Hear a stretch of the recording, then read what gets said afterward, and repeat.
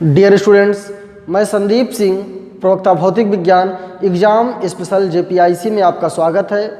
प्रिय विद्यार्थियों, exam special जेपीआईसी में विषय विशेषज्ञों द्वारा बोर्ड में आने वाले समस्त महत्वपूर्ण प्रश्नों की व्याख्या की जा रही है। आप अपने मित्रों, परिवारजनों एवं बोर्ड परीक्षार्थियों को इस बात से अवगत करा दीजिए कि जेपीआईसी के चैनल को ज्वाइन करें और इसका पूर्ण लाभ लें। प्रिय विद्यार्थियों, आज के इस अति लघुत्तरीय प्रश्नों में हम लोग अति लघुत्तरीय प्रश्नों की हम लोग व्याख्या करेंगे, जो कि स्थिर वैद्युत विभव तथा धारिता का यह लेक्चर पार्ट 1 होगा। इसके पहले हम स्थिर वैद्युत विभव तथा क्षेत्र के 5 पार्ट में वीडियो आपको अपलोड किया गया है। यदि आप उस वीडियो को नहीं देखे हैं तो उस वीडियो को देख लें, जिसका पूर्ण रूप से लाभ आपको परीक्षा में मिलेगा। चलिए इस सेशन की शुरुआत करते हैं। पहले प्रश्न को, एक गोलाकार चालक की त्रिज्या 9 मीटर है। कोई गोलाकार चालक है और जिसकी त्रिज्या कितनी है? 9 मीटर है। इसकी वैद्युत धारिता क्या होगी? आपको हम कई बार बता दिए हैं, कोई भी प्रश्न हो सबसे पहले आप उस प्रश्न को पढ़िए, क्या दिया है इसको देखिए और क्या पूछ रहा है। तो गोलाकार चालक की त्रिज्या कितनी है? 9 मीटर है। देखिए दिया है r बराबर 9 मीटर। क्या दिया है? r बराबर 9 मीटर दिया है और पूछ क्या रहा है? इसकी धारिता क्या होगी? इसकी धारिता क्या होगी? हमको c कैलकुलेट करना है और क्या है? गोलाकार चालक है। हम लोग जानते हैं c बराबर 4 पाई एप्सिलॉन नॉट r, ये गोलीय चालक की धारिता होती है। c बराबर 4 पाई एप्सिलॉन नॉट r। हम लोग जानते हैं 4 पाई एप्सिलॉन नॉट एक कांस्टेंट होता है जिसका मान 1/10⁹ होता है और r का मान 9 दिया गया है। तो 9 से 9 क्या हो जाएगा? कैंसिल हो जाएगा और 10⁹ ऊपर जाएगी तो 10⁹ फैरड क्या हो जाएगा? 10⁹ फैरड। इसका मतलब इसका जो उत्तर हो जाएगा यही हो जाएगा। अब इस प्रकार से कोई भी प्रश्न इस प्रकार से गोलीय चालक की धारिता का दिया रहे तो वहाँ पर आपको ये सूत्र याद रखना है, c बराबर 4 पाई एप्सिलॉन नॉट r, जहाँ पर r त्रिज्या है और 4 पाई एप्सिलॉन नॉट क्या है? नियतांक है। जहाँ एप्सिलॉन नॉट क्या होता है? निर्वात की वैद्युतशीलता होती है और एप्सिलॉन क्या होता है? माध्यम की वैद्युतशीलता होती है। एप्सिलॉन और एप्सिलॉन में क्या संबंध होता है? एप्सिलॉन और एप्सिलॉन नॉट में क्या संबंध होता है? एप्सिलॉन बराबर एप्सिलॉन इंटू नॉट इंटू के, जहाँ के डाइलेक्ट्रिक कांस्टेंट है। उम्मीद करते हैं कि ये वीडियो निश्चित रूप से आपकी समझ में आ गया होगा। ये प्रश्न निश्चित रूप से समझ में आ गया होगा। अब दूसरा प्रश्न को हम लोग देखते हैं। किसी कुचालक या विद्युत रोधी माध्यम का परावैद्युतांक हो सकता है। कोई कुचालक या विद्युत रोधी पदार्थ हो, उसका परावैद्युतांक, अभी आपको हम चर्चा किए थे, यही के क्या है? परावैद्युतांक है। के क्या है? परावैद्युतांक है। तो उसका मान क्या हो सकता है? कई बार प्रश्न पूछा गया है, कई बार तो विकल्प में पूछा गया है। 0, -1, 0.06, 5, ये विकल्प दिया है A, B, C, D। इसमें से कौन सा विकल्प सही होगा? अब बिल्कुल आसान प्रश्न है, लेकिन प्रायः बच्चे इसको गलत कर देते हैं। आइए कॉन्सेप्ट को समझते हैं।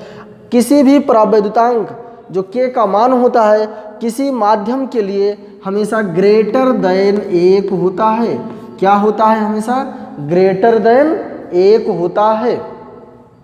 तो इसका मान हमेशा 1 से बड़ा होगा, हमेशा 1 से बड़ा होगा। आइए देखते हैं जीरो, जीरो तो एक से बड़ा है नहीं तो यह तो हो नहीं सकता। माइनस एक से बड़ा है नहीं तो यह भी नहीं होगा। 0.06 ये भी एक से बड़ा तो है नहीं, ये भी क्या होगा, नहीं होगा। तो कौन सा विकल्प सही हो जाएगा, 5, अर्थात k is greater than 1। k क्या है, ग्रेटर देन 1 है। k क्या है, ग्रेटर देन 1 है, अतः यह विकल्प हमारा सही होगा। k इज ग्रेटर देन 1, यह विकल्प क्या है, हमारा सही है। तो ये बिल्कुल समझ में आ गया होगा। और जो k यहाँ परावैद्युतांक की बात की जा रही है, यहाँ एक प्रश्न और पूछा जाता है, इसका विमीय सूत्र क्या होता है। तो यह क्या होता है, एक विमाहीन राशि है। यह कैसी राशि है, एक विमाहीन राशि है, एक विमाहीन राशि है। अगले प्रश्न की चर्चा करेंगे हम लोग। ये स्टार में इसको लगा लीजिएगा, बहुत महत्वपूर्ण प्रश्न है। वैद्युत विभव का मात्रक और राशि बताइए।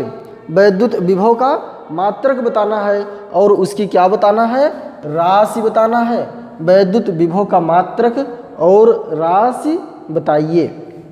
अब देखिए, किसी वैद्युत विभव का मात्रक और राशि, हम वैद्युत विभव को जानते हैं, इसका मात्रक क्या होता है, वोल्ट होता है। क्या होता है, इसका मात्रक वोल्ट होता है। और यह कैसी राशि है, यह अदिश राशि होता है। वैद्युत विभव का मात्रक वोल्ट होता है और यह कैसी राशि है, अदिश राशि है। अदिश राशियों को प्रायः बीजगणितीय विधि से जोड़ते और घटाते हैं। अदिश राशियों को प्रायः बीजगणितीय विधि से जोड़ते और घटाते हैं। इनको हम डायरेक्ट v बराबर b1 plus b2 plus b3 plus b4। आप जानते हैं कि किस वैद्युत विभव क्या है। किसी भी वैद्युत क्षेत्र में, किसी भी वैद्युत क्षेत्र में यदि किसी भी एकांक किसी भी आवेश को अनंत से वैद्युत क्षेत्र में लाते हैं तो लाने में क्या किया जाता है, कुछ कार्य किया जाता है, कुछ कार्य किया जाता है। वह कार्य ही वैद्युत विभव के रूप में परिणित हो जाता है, एकांक आवेश के रूप में वही परिणित हो जाता है। आप जानते हैं कि B बराबर W/Q होता है, वह कार्य ही एकांक आवेश के रूप में क्या हो जाता है, परिणित हो जाता है। तो यह प्रश्न समझ में आ गया होगा। अगले प्रश्न की ओर चलते हैं। दो आवेशों के स्थितिज ऊर्जा का सूत्र लिखिए। मोस्ट इंपॉर्टेंट प्रश्न है। देखिए, U बराबर 1/4 pi epsilon not Q1 Q2 R होता है। इसका मात्रक क्या होता है, जूल होता है। इसका मात्रक क्या होता है, जूल होता है। तो जहाँ पर भी दो आवेश इस प्रकार से रखे रहेंगे Q1 और Q2, यदि R डिस्टेंस पर रखा गया है तो इनके बीच में U बराबर 1/4 pi epsilon not Q1 Q2 बटे R का सूत्र लगेगा। अगले प्रश्न की बात चर्चा करते हैं।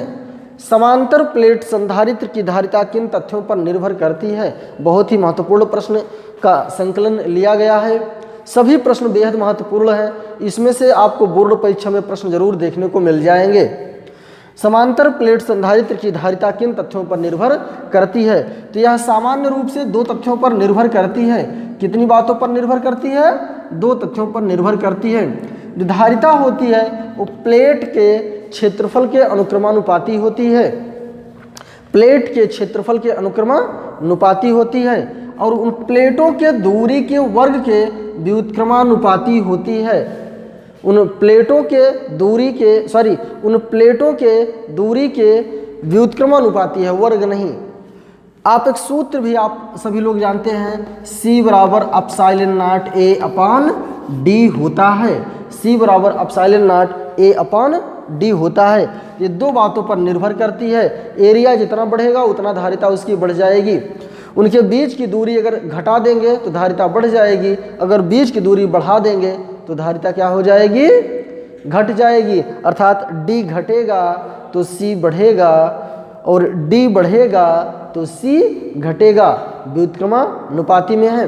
हम उम्मीद करते हैं कि ये सभी प्रश्न बेहद आपको समझ में आए होंगे और जो महत्वपूर्ण प्रश्नों की हम श्रृंखला लिए हैं इसमें से आपको बोर्ड परीक्षा में निश्चित रूप से प्रश्न मिलेंगे।